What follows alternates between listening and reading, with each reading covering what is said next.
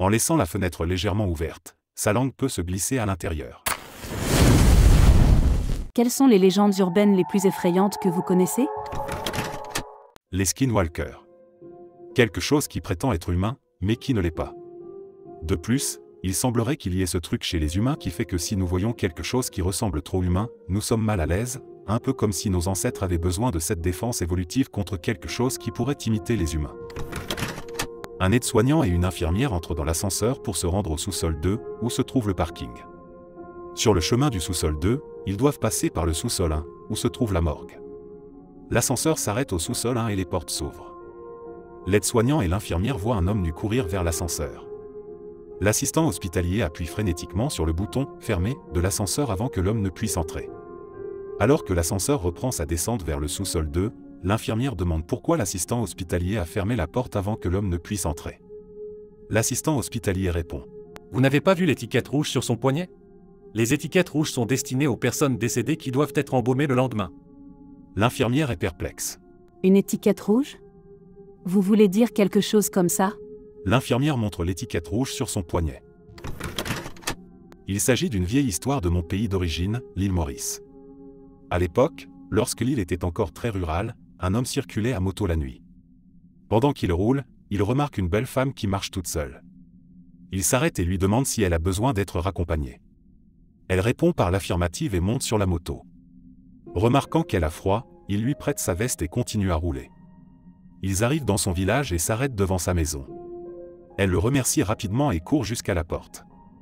Il est tellement subjugué par sa beauté qu'il oublie de lui demander sa veste. Ce n'est pas grave, se dit-il, il reviendra demain.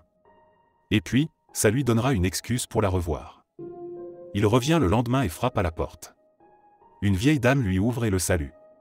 Il lui dit « J'ai malencontreusement laissé ma veste à votre fille en la déposant hier soir, pourrais-je la voir s'il vous plaît ?» Elle appelle sa fille en bas, mais il s'agit d'une fille totalement différente. Il dit « Non, c'est votre autre fille. » Ce à quoi la mère répond « Mon autre fille est morte depuis des années. » L'homme est choqué et refuse de la croire, alors la mère l'emmène au cimetière pour lui montrer la tombe. Et sur la pierre tombale était accrochée sa veste. Je ne suis pas sûr que ça compte comme une légende urbaine parce que c'était super spécifique à l'endroit où j'ai grandi, mais mon école primaire avait un grand terrain où les enfants jouaient pendant la pause déjeuner. Juste à côté de la clôture, il y avait un énorme arbre auquel quelqu'un avait attaché un tas d'os de poulet, tout en haut des branches. Comme ils étaient petits et que leur cerveau était sous-développé, tous les enfants croyaient qu'il s'agissait d'os d'enfants et que si vous alliez à l'arbre seul la nuit, un homme sortirait des racines, vous mangerez et ajouterez vos os à l'arbre. Ashishakusama est une légende urbaine japonaise à propos d'une grande femme qui enlève des enfants. Elle mesure plus de 3 mètres, porte une longue robe blanche et émet un étrange bourdonnement. J'avais un colocataire amérindien à l'université et un soir, alors que nous étions stupidement défoncés, je lui ai demandé avec désinvolture s'il savait quelque chose sur les Wendigo. Il est devenu sobre en un instant et m'a dit que la légende du Wendigo est une putain d'affaire très sérieuse. Il a poursuivi en disant que la façon dont les Wendigo sont souvent dépeints dans les médias est incorrecte et qu'ils sont en fait des chamans malveillants qui jettent d'horribles malédictions sur les gens pour le plaisir, et possèdent également la capacité de se métamorphoser en animaux. Il m'a ensuite dit qu'il me raconterait exactement une histoire sur le Wendigo et que la conversation serait alors terminée pour toujours. Son grand-père allait chasser le coyote, principalement pour contrôler la population, la nuit dans les régions sauvages du sud du Colorado. Une nuit, alors qu'il traque un coyote vraiment insaisissable, il réussit à le tuer d'un coup de fusil qui lui transperce le cœur et les poumons. Le coyote s'enfuit et grand-père continue de le suivre à la trace de sang. La piste mène à des broussailles très denses qu'un humain ne pourrait pas traverser, alors il tourne autour des buissons à la recherche de la piste. De l'autre côté des buissons, la trace de sang continue, avec des empreintes humaines au lieu de celles d'un coyote. Grand-père est envahi par un sentiment d'effroi et allume une lampe de poche. Une silhouette humaine se tient dans l'obscurité à une quinzaine de mètres de lui. Grand-père n'hésite même pas une seconde, il sprinte jusqu'à son camion, puis se tire de là. Mon colocataire a également raconté que grand-père avait dû s'arrêter pour faire le plein d'essence sur le chemin du retour et que, pendant qu'il faisait le plein, il avait entendu quelque chose dans le désert. Il essaie de comprendre d'où ça vient mais il se rend compte qu'il n'y a qu'un mur noir au-delà des lumières de la station-service. Il ne peut littéralement rien voir au-delà des limites de cette minuscule station-service, comme si c'était une île plongée dans l'obscurité. Il ne voit même pas la route qu'il vient d'emprunter. Il flippe à nouveau et rentre chez lui, c'est là que l'histoire s'arrête. Je n'ai jamais vraiment cru au surnaturel, mais cette histoire m'a donné la chair de poule. Dans ma ville, il y a une zone de bois appelée les 7 portes de l'enfer. L'histoire raconte qu'il y avait autrefois un hôpital psychiatrique niché au milieu des bois. La première et la deuxième porte sont envahies par les hautes herbes et sont les seules parties encore debout de l'entrée.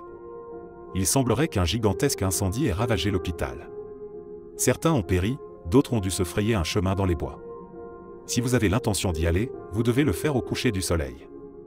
Une fois que vous avez franchi les 2 premières portes, vous commencez à entendre un bruissement dans les buissons.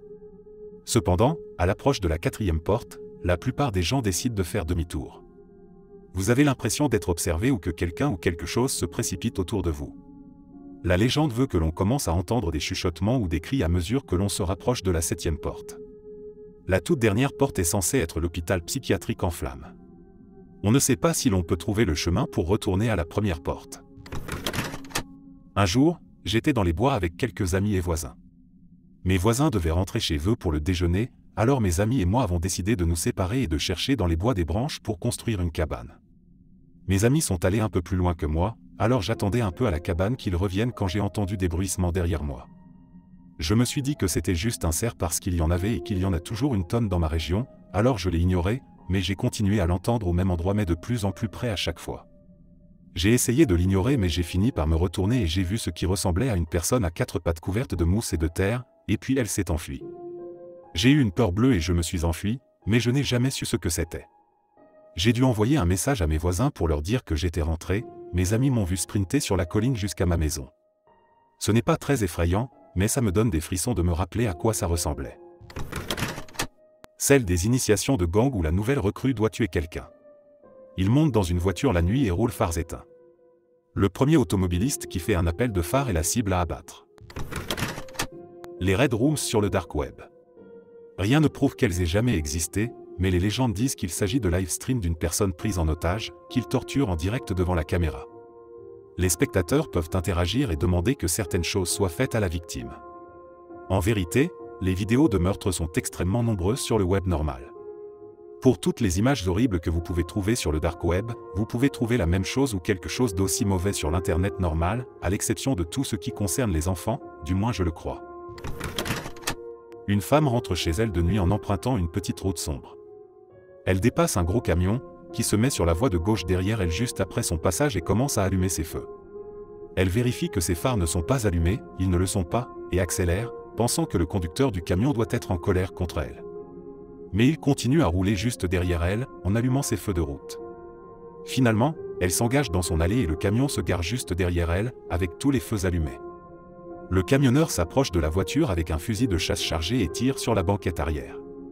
Elle se retourne et voit un homme mort allongé sur le plancher, un couteau à la main. Je ne monte jamais dans un véhicule sans avoir vérifié la banquette arrière, même si je suis sûr d'avoir verrouillé les portes, à cause de cette vieille et tristement célèbre légende urbaine.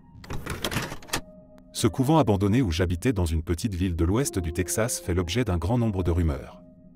Officiellement, il a été fermé à cause d'une tornade qui a affaibli l'infrastructure, mais il a été conservé pour des raisons de préservation historique, il a été construit par des carmélites germaniques dans les années 30. Ce qui est étrange, c'est qu'il s'agit d'une région qui n'est pas connue pour ses tornades importantes ou dévastatrices, et qu'au fil des années, des histoires sont apparues à propos de cette maison. L'une des théories les plus étranges de cette ville m'a été rapportée par mon cousin, à savoir que la véritable raison de la fermeture de la maison était que le prêtre avait mis enceinte les nonnes et les sœurs, et qu'il avait dû cacher les preuves au fil des ans en tuant et en enterrant les nouveau-nés dans les sous-sols. Il y a cette histoire d'une femme qui est devenue folle. Elle aimait tellement ses enfants qu'elle ne voulait pas qu'ils grandissent. Sa solution ? Les noyer dans un lac.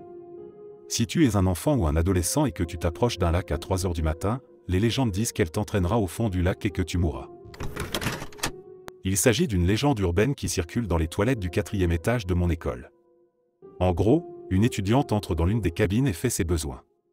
Puis une voix commence à lui chuchoter « Ressuscite » à plusieurs reprises. Elle commence à paniquer, finit son travail et part aussi vite qu'elle le peut sans se retourner. Elle raconte ensuite l'histoire à sa professeure très croyante, qui se trouve être une de ses bonnes amies. La fille a mentionné les chuchotements bizarres et le visage du professeur est devenu pâle, parce que le mot « respicite » est latin, et si on le traduit en français, la voix lui disait de « regarder en haut » pendant tout ce temps. Nous avons l'homme en gris en Caroline du Sud. La légende veut que si vous voyez un homme en costume gris sur les quais avant un ouragan et que vous partez, l'ouragan passera et vous serez épargné. Si vous voyez l'homme et que vous restez sur place, vous mourrez. Les gens ne prennent pas cette histoire à la légère. Lorsque j'étais adolescente, ma mère travaillait pour une vieille dame fortunée qui vivait seule dans une maison vieille de plusieurs siècles. Comme elle avait des problèmes de mobilité, elle n'avait vécu que dans la salle à manger pendant des décennies, qu'elle avait transformée en salon, chambre à coucher. Lorsque ma mère était occupée, je faisais de petits travaux pour la femme qui m'envoyait dans différentes pièces de la maison pour ranger. Ces pièces n'avaient pas été ouvertes depuis 20 ou 30 ans, et 2 ou 3 d'entre elles abritaient le cabinet médical de son défunt mari. Un véritable squelette humain était suspendu dans la salle d'examen, et des fournitures médicales périmées depuis 30 ans traînaient partout. C'était effrayant, mais rien de vraiment effrayant.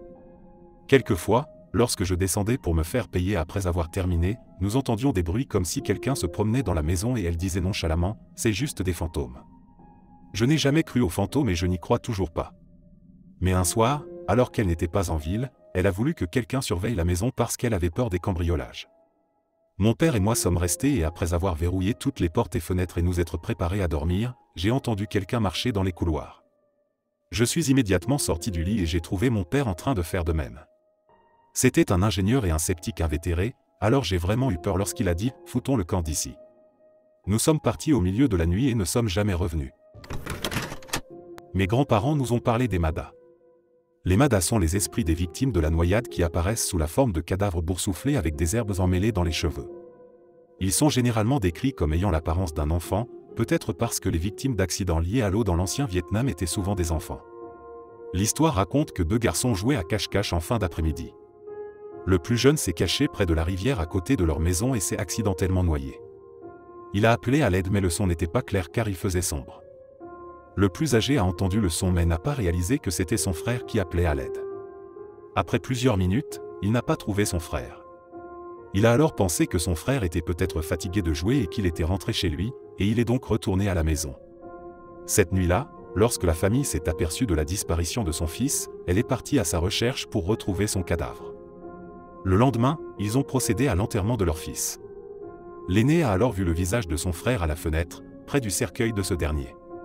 Son visage était bleu, des herbes étaient emmêlées dans ses cheveux et il regardait droit dans les yeux de son frère aîné. Et chaque nuit, il voyait son frère à la fenêtre, près de la porte, près de la rivière, son frère l'appelait pour qu'il aille près de la rivière, pour jouer à nouveau ensemble. Trop effrayé, le frère aîné en a parlé à sa grand-mère qui lui a dit que ce n'était pas son petit-fils, mais que c'était Mada qui avait pris le cadavre du jeune frère pour tromper les gens et les noyer. Elle fabriqua donc un outil, j'ai oublié ce que c'était, brûla quelques papiers mâchés et poursuivit Mada. Mais ce n'était pas la fin, le frère aîné devait rester à l'intérieur de la maison jusqu'à ce que les funérailles de son frère soient terminées. S'il sortait, il risquerait de ne plus avoir les idées claires et d'aller à la rivière, de se noyer et une autre Mada prendrait son corps comme elle l'a fait avec son frère. Je vous recommande à tous de lire le livre « La voiture fantôme ».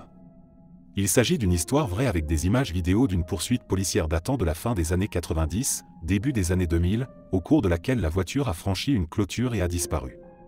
C'est quand même fou que ça ait été filmé et c'est toujours inexplicable. Dans mon pays d'origine, les Philippines, il y a une espèce de monstre appelé Mananagangal et c'est généralement une femme qui est très belle le jour, mais la nuit elle se transforme en un monstre qui fait pousser des ailes de chauve-souris et enlève la partie supérieure de son corps. Elle chasse la nuit et se nourrit du sang des gens, elle a une langue très fine et très longue. On dit qu'en laissant sa fenêtre légèrement ouverte, sa langue peut se glisser à l'intérieur et siroter le sang des personnes. Mais elle se régale surtout des femmes enceintes, car les fœtus sont ses préférés et elle utilise sa longue langue pour entrer dans le nombril et manger les enfants. Dans ma ville natale, un homme avait le visage gravement défiguré par une brûlure électrique, il avait perdu ses yeux, son nez et une oreille. Il se promenait la nuit sur un tronçon de route isolé, car il hésitait à sortir le jour. Il s'aidait d'une canne pour avancer à tâtons. Il a été renversé par des voitures plus d'une fois. On l'appelait Charlie sans visage ou l'homme vert sans raison apparente. Les gens allaient sur ce tronçon de route en écoutant le tapotement de sa canne, et lui offraient une cigarette s'ils le trouvaient pendant sa promenade. Les djinns. Je me souviens d'une rencontre que ma cousine m'a racontée, ma cousine et les autres femmes de la famille dorment ensemble sur un grand drap, car elles se réveillent toutes à l'unisson pour prier, et c'est une chose culturelle. Elle m'a raconté que sa tante l'avait réveillée au milieu de la nuit pour lui demander de l'eau, et que ma cousine était allée lui en chercher un verre. Lorsqu'elle est revenue dans la chambre, sa tante se tenait debout dans le coin de la pièce, face au mur. Ma cousine l'appelle par son nom, et la voix déformée et rauque d'un homme lui répond « Tu m'as apporté ce que j'ai demandé ?» On n'est pas censé parler à un djinn et on est censé répondre à de petites demandes, comme un verre d'eau, sinon le djinn reviendra et demandera quelque chose de plus important. Ma cousine pose tranquillement le verre sur le sol et se blottit rapidement contre ses autres tantes. Elle dit qu'elle est restée éveillée pendant des heures à cause de la peur, mais qu'elle n'a rien entendu. Ni sa tante qui bougeait dans le coin, ni l'eau que l'on buvait. Le lendemain matin, tout le monde s'est réveillé ensemble, comme d'habitude, et ma cousine a immédiatement interrogé sa tante au sujet de la nuit dernière, bien que la tante ait insisté sur le fait qu'elle n'avait jamais rien demandé et qu'elle avait simplement dormi profondément. Mais le verre de l'autre côté de la pièce était complètement vide. Merci d'avoir écouté jusqu'à la fin, n'hésitez pas à vous abonner et à aimer la vidéo, si vous ne voulez pas qu'un djinn vienne vous rendre visite ce soir et vous demande un verre d'eau.